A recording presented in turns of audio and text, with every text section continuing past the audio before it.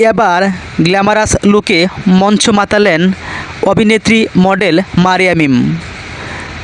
গত 1 জুন ঢাকায় বহুল প্রতীক্ষিত পুরস্কার অনুষ্ঠানটি হয়ে গেল একটি অভিজাত হোটেলে, যেখানে তারকাদের উপস্থিতিতে জমকালো পরিবেশ সৃষ্টি হয়। সেই সন্ধ্যার আলোচনায় কেন্দ্রবিন্দু ছিলেন অভিনেত্রী এবং মডেল মারিয়া মিম, যিনি তার গ্ল্যামারাস উপস্থিতিতে নজর কাড়েন সকলের।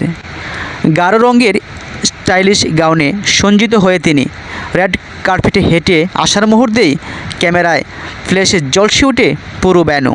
হাতে ছিল একটি কালো মানিব্যাগ ও আইফোন, আর চোখে মুখে ছিল আত্মবিশ্বাসের দীপ্তি।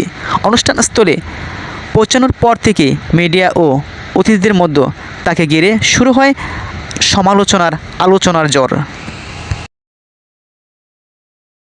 অনুষ্ঠানে মারিয়া মিম একটি বিশেষ বিভাগে সেরা উদীয়মান অভিনয়শিল্পী 2025 পুরস্কার অর্জন করেন। পুরস্কার গ্রহণের সময় সংক্ষিপ্ত বক্তব্য দেন মারিয়া মিম। তখন তিনি বলেন, এই সম্মাননা আমাকে অনুপ্রেরণা যোগাবে, ভবিষ্যতে আরও ভালো কাজ করার জন্য উৎসাহ পাব। ধন্যবাদ আয়োজক এবং দর্শকদের।